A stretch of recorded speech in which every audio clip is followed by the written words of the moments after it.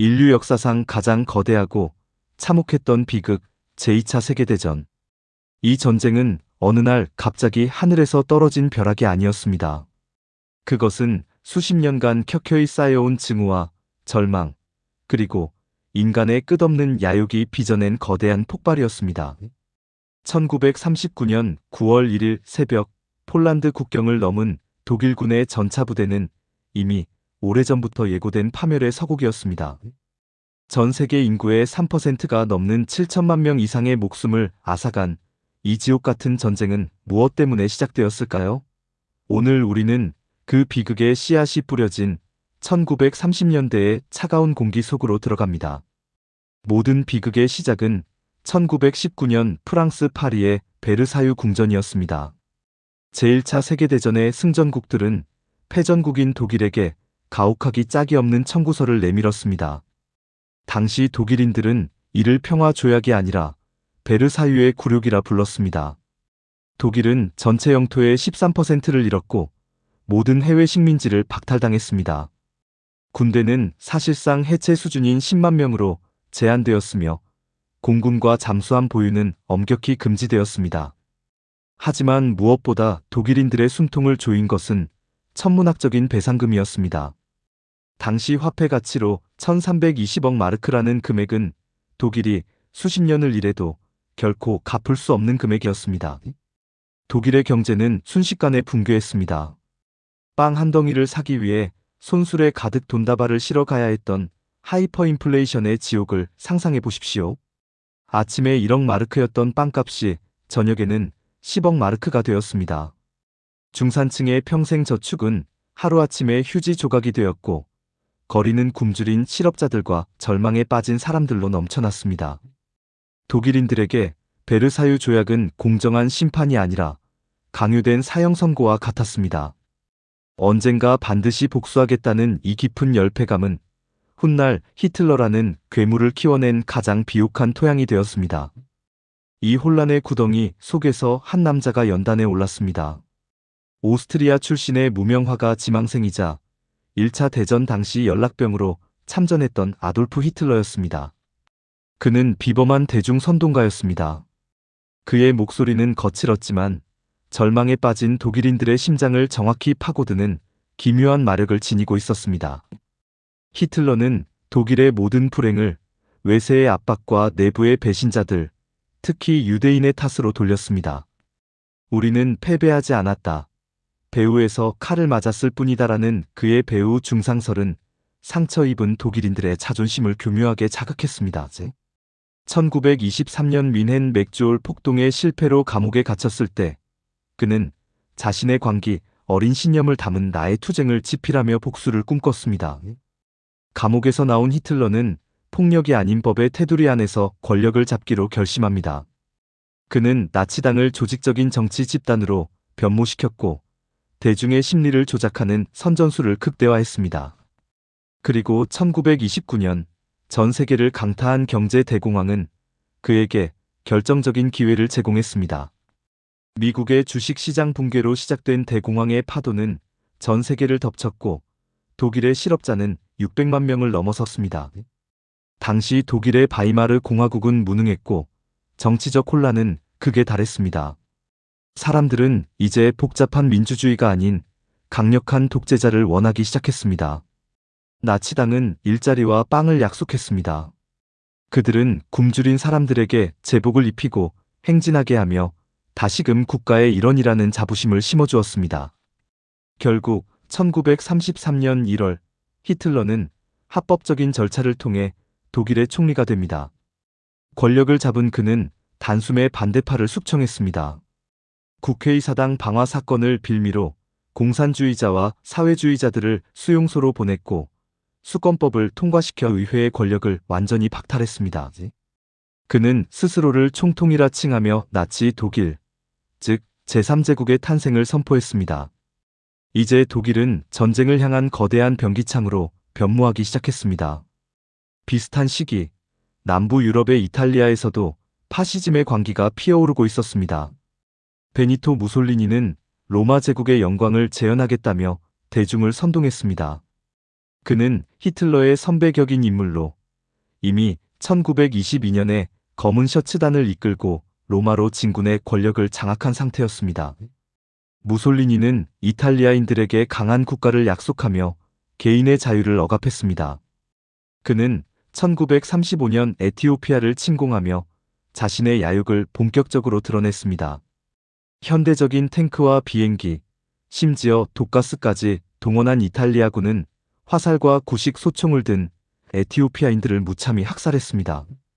평화 수호에 보루여야 했던 국제연맹은 이명백한 침략 행위 앞에 아무런 힘도 쓰지 못했습니다.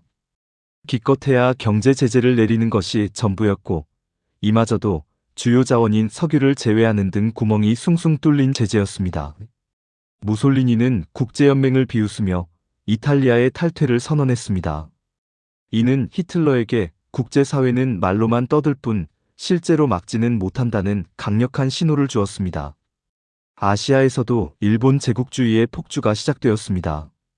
섬나라 일본 역시 대공황의 직격탄을 맞았습니다. 특히 농촌의 빈곤은 극심했고, 이는 군부의 급진적인 장교들의 목소리를 키우는 계기가 되었습니다. 군부 세력은 경제적 위기를 탈출할 돌파구로 대륙 침략을 선택했습니다. 1931년 일본 관동군은 만주 철도를 스스로 폭파한 뒤 이를 중국의 소행으로 몰아 만주를 점령했습니다. 이것이 만주사변입니다. 국제연맹이 이를 비난하고 철수를 권고하자 일본은 가차없이 국제연맹을 탈퇴했습니다. 이어 1937년에는 베이징 인근의 노구교 사건을 시작으로 중일전쟁을 일으켰습니다. 일본군은 거침없이 중국 본토로 밀고 들어갔고, 난징 대학살과 같은 인류 역사상 가장 끔찍한 비극 중 하나가 벌어졌습니다. 수십만 명의 민간인이 학살당하는 동안 서구 열강들은 자신들의 이권 챙기기에 바빠 동양의 비극을 방치했습니다. 전 세계는 이제 거대한 화약고로 변해가고 있었습니다. 히틀러는 한 걸음씩 베르사유 조약을 파괴해 나갔습니다. 1935년 그는 독일의 재무장을 공식 선포했습니다. 공군을 창설하고 징병제를 부활시켰습니다. 이는 명백한 조약 위반이었지만 영국과 프랑스는 경악하면서도 선뜻 나서지 못했습니다. 1차 대전의 참혹한 기억이 아직 생생했기에 그들은 어떻게든 다시 전쟁이 일어나는 것만은 막고 싶어 했습니다. 1936년 3월 히틀러는 일생일대의 도박을 감행합니다. 비무장지대였던 라일란트에 군대를 진주시킨 것입니다. 당시 히틀러의 장군들은 만약 프랑스군이 반격해오면 즉시 퇴각해야 한다고 벌벌 떨었습니다. 당시 독일군의 전력은 프랑스에 비하면 보잘것없었기 때문입니다. 하지만 프랑스는 움직이지 않았습니다. 히틀러는 이 도박에서 승리하며 서방 민주주의 국가들의 나약함을 확신하게 됩니다.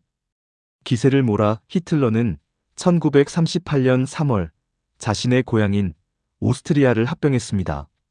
나치 군대가 빈에 입성할 때 수많은 오스트리아인이 꽃을 던지며 환호했습니다. 독일과 오스트리아는 같은 게르만 민족이라는 논리를 내세웠고, 이는 안슐루스라 불리는 평화적인 합병처럼 보였습니다. 하지만 실상은 게슈타포의 삼엄한 감시와 총구 아래 강요된 투표의 결과였습니다. 오스트리아의 합병으로 독일의 영토는 더욱 넓어졌고 히틀러의 위상은 하늘을 찔렀습니다. 이제 그의 시선은 체코슬로바키아의 주데텔란트로 향했습니다. 이곳에는 약 300만 명의 독일계 주민이 살고 있었습니다. 히틀러는 이들이 박해받고 있다며 영토 반환을 요구했습니다. 1938년 가을, 유럽은 전쟁 직전의 공포에 휩싸였습니다. 히틀러는 주데텔란트를 내놓지 않으면 전쟁도 불사하겠다고 협박했습니다. 체코슬로바키아는 영토 수호를 위해 동원령을 내리고 맞서려 했지만 그들의 운명은 강대국들에 의해 결정되었습니다. 영국의 네빌 체인벌린 총리와 프랑스의 에두아르 달라디에 총리가 히틀러를 달래기 위해 미넨으로 향했습니다. 이것이 역사에 길이 남을 비극적인 미넨 협정입니다. 영국과 프랑스는 정작 당사자인 체코슬로바키아의 대표는 회담장 밖으로 몰아낸 채 히틀러에게 주데텔란트를 넘겨주기로 합의했습니다. 히틀러로부터 더 이상의 영토 요구는 없다는 서면, 약속 한 장을 받아낸 것이 대가였습니다. 런던으로 돌아온 체인벌리는 비행기에서 내리며 종이를 흔들었습니다. 여러분, 우리 시대를 위한 평화가 여기 있습니다라고 외쳤습니다. 사람들은 환호했습니다. 전쟁을 피했다는 안도감에 젖어 있었습니다. 하지만 그것은 평화가 아니라 비겁한 굴복이자 시한폭탄이었습니다. 야당 의원이었던 윈스턴 처칠은 의회에서 냉혹하게 비판했습니다. 당신들은 전쟁과 치욕 중 하나를 선택해야 했고 치욕을 선택했다. 그리고 당신들은 전쟁을 겪게 될 것이다 라고 말입니다. 처칠의 예언은 소름 끼칠 정도로 정확했습니다. 히틀러는 불과 6개월 만에 약속을 깨고 체코슬로바키아 전체를 점령해버렸습니다. 뮌헨 협정으로 주데텔란트의 견고한 요새지대를 잃어버린 체코는 저항 한번 못해보고 무너졌습니다. 히틀러는 이제 영국과 프랑스를 우습게 여기기 시작했습니다. 약속을 어겨도 그들은 말로만 떠들 뿐이라는 것을 확인했기 때문입니다. 이제 히틀러의 다음 목표는 폴란드였습니다. 폴란드에는 베르사유 조약으로 독일에서 분리된 단치이라는 도시가 있었습니다. 히틀러는 이곳에 반환을 요구하며 폴란드를 압박했습니다. 하지만 폴란드는 체코와 달랐습니다. 그들은 끝까지 싸우겠다고 선언했습니다. 영국과 프랑스도 이제야 유화 정책의 실패를 깨닫고 폴란드와 상호 방조 조약을 맺었습니다. 폴란드가 공격당하면 즉시 전쟁에 개입하겠다는 약속이었습니다. 하지만 히틀러에게는 아직 한 가지 해결해야 할 숙제가 있었습니다. 바로 동쪽의 거인 소련이었습니다. 만약 폴란드를 공격할 때 소련이 개입한다면 독일은 다시금 1차 대전처럼 양면 전쟁의 수렁에 빠질 수 있었습니다. 여기서 전 세계를 경악하게 만든 추악한 거래가 성사됩니다. 나치 독일과 공산주의 소련은 서로를 증오하는 철천지원수였습니다. 히틀러는 공산주의를 파괴해야 할 악으로 규정했고 스탈린은 파시즘을 노동자의 적이라 불렀습니다. 하지만 1939년 8월 23일 두 원수는 손을 잡았습니다. 독소 불가침 조약이 체결된 것입니다. 겉으로는 서로 공격하지 않겠다는 약속이었지만 그 이면에는 폴란드를 정확히 반으로 나누어 갖기로 한 비밀 예정서가 숨겨져 있었습니다. 스탈린은 독일과 서방이 싸우는 동안 시간을 벌고 영토를 확장할 기회를 노렸고 히틀러는 동부 전선의 위험을 완벽히 제거했습니다. 이 기괴한 야합은 유럽에 남은 마지막 평화의 희망을 짓밟아버렸습니다. 1939년 8월의 마지막 밤, 독일군은 전쟁의 명분을 조작하기 위해 비열한 자작극을 벌입니다. 폴란드군 복장을 한 나치 대원들이 독일 국경의 글라이비츠 방송국을 습격하게 한 것입니다.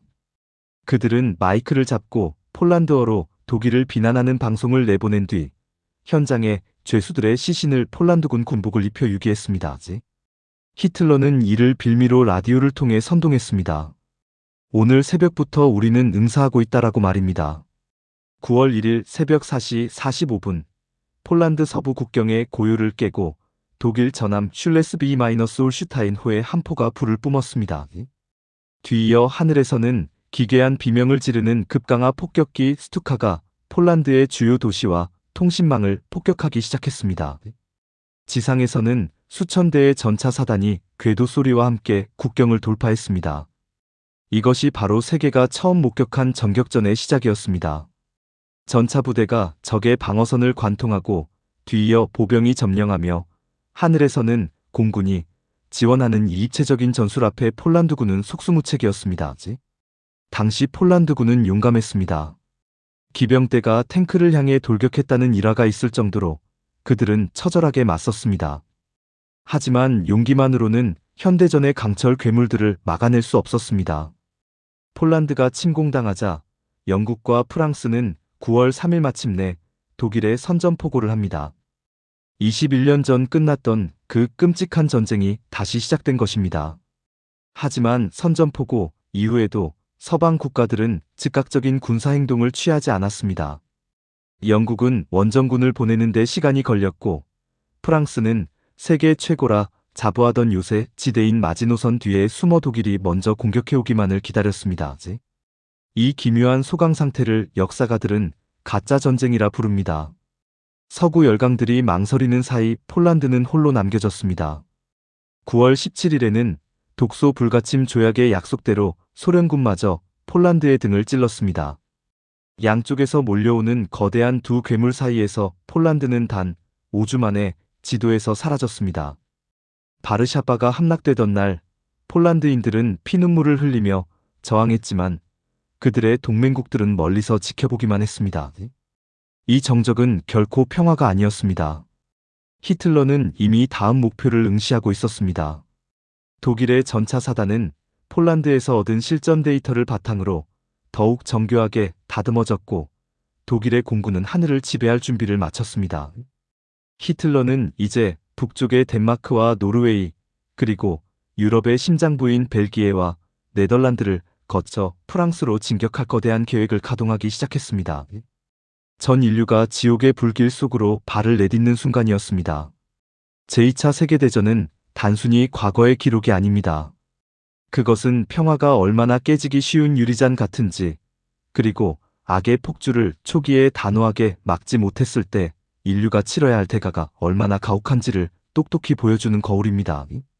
1930년대의 인류는 그 기회를 놓쳤고 그 결과는 인류 문명의 붕괴 직전까지 가는 처절한 파멸이었습니다. 오늘 우리는 전쟁의 불씨가 어떻게 지펴졌고 첫 번째 도미노인 폴란드가 어떻게 무너졌는지 살펴보았습니다. 시청해주셔서 감사합니다.